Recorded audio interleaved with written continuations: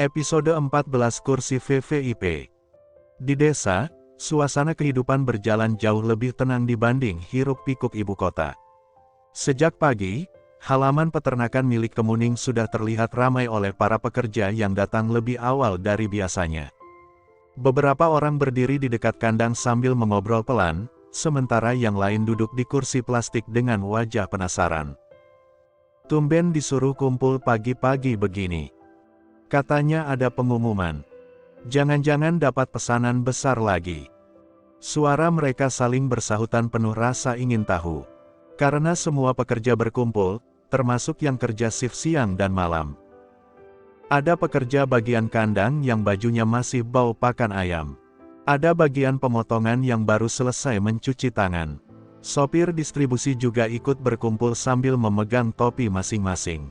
Semua menunggu Kemuning keluar dari kantor kecil di samping peternakan. Tidak lama kemudian, pintu terbuka. Kemuning keluar sambil membawa beberapa amplop coklat cukup tebal di tangannya. Wanita itu memakai kemeja lengan panjang sederhana dan celana panjang berwarna lembut. Penampilannya tidak berlebihan, tapi selalu terlihat rapi dan nyaman dipandang. Begitu melihat Kemuning datang, para pekerja langsung berdiri lebih tegak. "Pagi, Bu." "Pagi semuanya," balas Kemuning sambil tersenyum ramah. Kemuning berdiri di depan mereka dengan wajah tenang. Tidak ada sikap tinggi hati meski sekarang peternakan itu berkembang pesat di tangannya. "Bulan ini pesanan kita naik banyak," ucap Kemuning pelan, tapi cukup jelas terdengar oleh semua orang. Bahkan hampir 10 kali lipat dari biasanya. Beberapa pekerja langsung saling pandang dengan mata melebar. Senyum pun menghiasi wajah mereka. "Serius, Bu? Pantesan ayam keluar terus tiap hari. Kirain cuma saya yang ngerasa makin sibuk." Kemuning tersenyum kecil melihat reaksi mereka. "Karena itu aku mau berbagi rezeki sama kalian," lanjutnya sambil mulai memegang amplop-amplop itu lebih erat. Suasana langsung berubah ramai oleh sorak-sorai gembira para pekerja. "Wah, rezeki anak istri. Terima kasih banyak, Bu." Kemuning mulai membagikan amplop satu per satu. Ia menyebut nama mereka dengan sabar, lalu menyerahkan bonus itu langsung ke tangan masing-masing. "Ini buat Pak Rahmat. Terima kasih, Bu. Pak Jono juga jangan lupa dijaga kesehatannya." "Iya, Bu." Cara Kemuning berbicara selalu lembut, tetapi perhatian kecil seperti itu membuat para pekerja merasa dihargai. Salah satu pekerja yang masih muda membuka amplopnya pelan. Begitu melihat isinya, matanya langsung membelalak lebar. "Bu, ini bonusnya banyak banget." Ucapan itu membuat yang lain langsung penasaran dan ikut membuka amplop mereka masing-masing. Reaksi mereka hampir sama. "Ya Tuhan, ini mah kayak THR. Baru kali ini saya pegang bonus sebanyak ini." Seorang pemuda sampai tertawa lebar sambil memegangi amplopnya erat-erat. "Mamaku pasti senang banget, Bu," katanya semangat. Yang lain langsung ikut tertawa. Bahkan ada yang buru-buru mengambil ponsel untuk memberi kabar keluarganya. Kemuning ikut tersenyum melihat wajah-wajah bahagia di depannya. Entah kenapa, melihat mereka tersenyum seperti itu membuat hatinya ikut terasa hangat. "Gunakan uangnya baik-baik, ya," ucap Kemuning sambil bercanda kecil. "Jangan habis buat main burung merpati lagi." Semua langsung tertawa keras. "Waduh, ketahuan Bu Kemuning. Si Ujang mah emang suka enggak bener." Suasana pagi itu terasa hidup dan hangat. Tidak ada jarak antara pemilik usaha dan pekerjanya. Kemuning memang tidak pernah berubah sejak dulu. Walaupun sekarang usaha peternakan berkembang pesat di tangannya, ia tetap memperlakukan para pekerja dengan baik.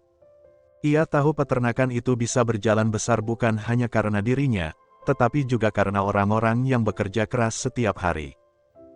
Para pekerja sadar akan hal itu. Mereka semakin hormat pada Kemuning. Bukan karena takut, tetapi karena tulus menghargainya. "Bu Kemuning memang beda," bisik salah satu pekerja pada temannya. "Jarang ada bos kayak begini sekarang." "Iya, pantas usaha beliau makin maju." Seperti biasa, kabar baik tidak pernah berhenti hanya di satu tempat. Sore harinya, cerita tentang bonus besar dari Kemuning mulai menyebar ke seluruh desa. Dari warung kopi, pasar, sampai ibu-ibu yang sedang duduk di teras rumah. Katanya bonus pekerjanya sampai jutaan. Baik banget itu si Kemuning. Pantes orang-orang betah kerja sama dia. Memang rezeki enggak kemana kalau orangnya baik. Banyak yang memuji Kemuning. Banyak yang mulai kagum melihat perubahan hidup wanita itu. Dulu dipandang sebelah mata, sekarang justru berhasil berdiri sendiri dan mengembangkan usaha lebih maju. Namun tidak semua orang senang mendengar kabar tersebut.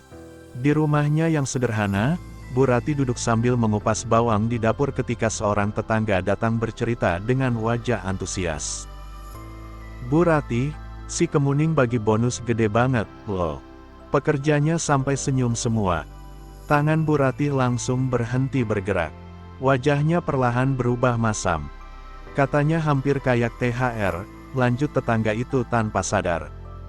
Memang sekarang peternakannya makin maju. Bu Rati mendengus kasar, pamer aja terus. Gerutunya sinis. Tetangga itu langsung terdiam canggung. Dia baru ingat kalau Bu Rati suka sentimental jika ada yang membicarakan Kemuning. Bu Rati membuang bawang yang dipegangnya ke meja dengan kesal. Dadanya terasa panas setiap kali mendengar nama Kemuning dipuji orang-orang. Entah kenapa, semakin hidup Kemuning terlihat bahagia dan sukses, semakin sulit Bu Rati menerimanya. Setelah perselisihan dahulu, sampai sekarang ia masih membenci mantan menantunya itu. Hari Minggu menjadi satu-satunya hari di mana Aditya bisa sedikit bernapas lebih tenang. Tidak perlu bangun terlalu pagi untuk membersihkan kantor. Tidak perlu mondar-mandir membawa galon atau mendengar panggilan karyawan yang memintanya membuat kopi. Karena itulah siang itu ia memilih berjalan santai di taman kota yang tidak terlalu jauh dari kontrakannya. Kaos hitam sederhana dan celana jeans yang dipakainya terlihat biasa saja. Tangannya masuk ke saku sambil berjalan pelan melewati jalur pedestrian yang cukup ramai. Beberapa anak kecil bermain sepeda, pasangan muda duduk bercengkerama di bangku taman, dan pedagang kaki lima sibuk melayani pembeli. Aditya berhenti di dekat penjual es teh. Ia membeli satu gelas dingin, lalu duduk di bangku taman yang sedikit teduh. Matanya memandang lurus ke depan. Namun, pikirannya kemana-mana. Belakangan ini wajah Kemuning semakin sering muncul di kepalanya. Bahkan tanpa alasan jelas. Kadang saat sedang bekerja, kadang saat hendak tidur, kadang hanya karena melihat seorang ibu rumah tangga sedang membungkus bekal untuk suaminya. Setiap kali itu terjadi, dada Aditya selalu terasa tidak nyaman. Penyesalan itu datang pelan-pelan, tetapi semakin hari semakin terasa nyata. Aditya sedang menunduk membuka ponselnya ketika suara sepatu hak mendekat membuatnya sedikit mengangkat kepala. Lalu, tubuhnya langsung menegang. Lavanya berdiri beberapa langkah di depannya sambil memegang tas kecil. Rambutnya yang panjang tergerai rapi, tetapi wajahnya tampak lebih pucat dibanding terakhir kali Aditya melihatnya di tempat karaoke. Mereka sama-sama diam beberapa detik. Lavanya terlihat gugup. Sementara Aditya justru merasa aneh dengan dirinya sendiri. Dulu, melihat Lavanya datang mendekat saja sudah cukup membuat jantungnya berdebar keras. Ia akan buru-buru tersenyum, memuji penampilan wanita itu, lalu sibuk mencari cara agar bisa terus dekat. Namun sekarang, tidak ada lagi rasa itu. Tidak ada lagi gelora yang dulu membuatnya rela menghancurkan rumah tangganya sendiri. Yang tersisa hanya rasa hambar dan sedikit lelah. Aditya akhirnya mengalihkan pandangan lebih dulu. Mau duduk? Tanyanya datar. Lavanya terlihat sedikit terkejut mendengar nada suara Aditya yang begitu biasa. Oh, iya, wanita itu duduk perlahan di ujung bangku, menjaga jarak. Suasana langsung terasa canggung. Tidak ada lagi tawa manja atau sentuhan genit seperti dulu. Yang ada hanya dua orang asing yang pernah saling menghancurkan hidup masing-masing. Kamu sekarang tinggal di sini? Tanya Lavanya pelan mencoba membuka percakapan. Iya. Kerja. Aditya mengangguk singkat. Masih. Setelah itu hening lagi. Lavanya meremas tali tasnya sendiri. Tatapannya beberapa kali melirik Aditya, tetapi pria itu lebih banyak melihat ke depan. "Mas Adit," panggil Lavanya pelan. Malam itu, aku enggak ngangka bakal ketemu kamu di sana." Aditya tersenyum tipis, tapi tidak hangat. "Aku juga." Lavanya menunduk pelan. Entah kenapa dadanya terasa sesak melihat sikap Aditya sekarang. Dulu pria itu selalu memandangnya penuh damba dan rasa kagum. Sekarang tatapan itu hilang. Dan anehnya, Lavanya justru merasa kehilangan sesuatu. "Aku tahu kamu pasti jijik lihat aku sekarang," ucap Lavanya lirih. Aditya tidak langsung menjawab. Ia hanya mengembuskan napas pelan sambil menatap orang-orang yang berlalu lalang di depan taman. "Aku enggak punya hak buat nilai hidup orang lain," jawab Aditya akhirnya. Kalimat itu membuat Lavanya terdiam. Pria itu tidak menyalahkan, tidak juga membelanya, tapi justru itu terasa lebih menohok. Wanita itu menelan ludah sebelum akhirnya tertawa kecil, pahit. "Hidup lucu, ya," gumam Lavanya. "Dulu aku ninggalin kamu karena takut miskin. Sekarang malah hidupku kayak gini." Aditya tetap diam. Dan sikap diam itu membuat Lavanya perlahan membuka semuanya sendiri. "Aku sempat kerja di restoran," katanya pelan. "Tapi, tidak lama." Aditya akhirnya menoleh sedikit. Lavanya memainkan ujung tasnya sendiri sambil tersenyum hambar.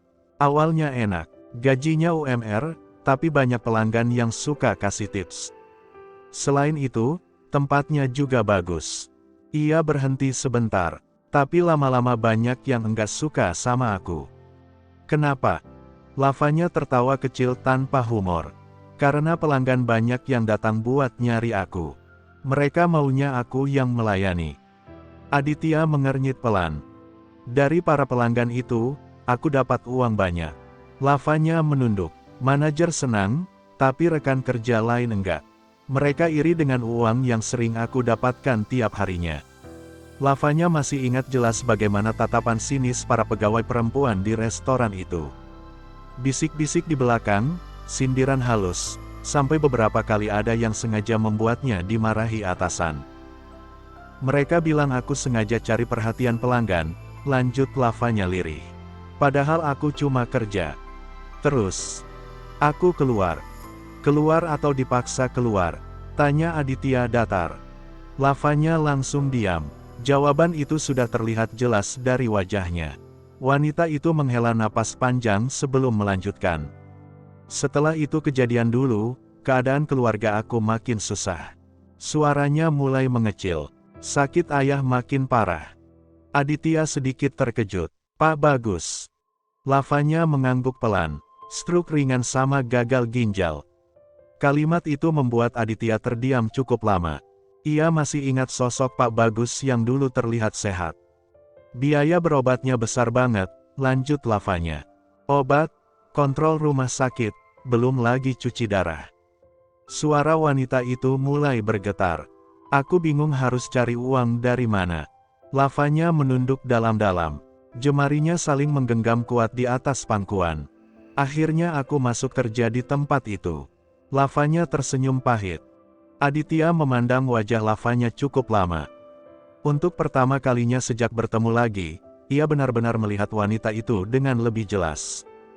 Makeup mahal, tas bagus, baju modis. Namun, matanya terlihat lelah. "Rasanya capek, Mas," bisik Lavanya pelan. "Aku capek pura-pura senyum terus." Kalimat itu terdengar begitu rapuh. Aditya menunduk pelan. Entah kenapa, kemarahan yang dulu sempat ia rasakan perlahan hilang. Yang tersisa hanya rasa kosong. Karena sekarang ia sadar dirinya dan Lavanya sama-sama jatuh dengan cara yang berbeda. Dan anehnya, di tengah semua itu yang terus muncul di kepala Aditya justru satu nama, Kemuning. Sementara itu di tempat lain, Kemuning sedang memasak ikan bakar di halaman samping bersama Arya Satya dan Arkatama. Di hari libur, biasanya mereka menikmati waktu santai bersama. "Kak, kemarin aku dapat voucher potongan harga untuk tiket bioskop. Nanti malam ajak Mbak Kemuning kencan," bisik Arya Satya dengan senyum nakal. "Kursi VVIP. Bisa." Arkatama dan Arya Satya saling mengacungkan jempol. Sementara itu, Kemuning yang fokus membakar ikan, tidak tahu dengan rencana oleh kakak dan adik. Pokoknya sebelum aku lulus sekolah, kakak sudah harus menikah dengan Mbak Kemuning. Biar aku tenang di perantauan, ucap Arya Satya dan membuat Arkatama tertawa kecil. Doakan saja kakak biar secepatnya bisa meminang wanita yang kakak cintai, ucap Arkatama tersenyum tipis. Bersambung.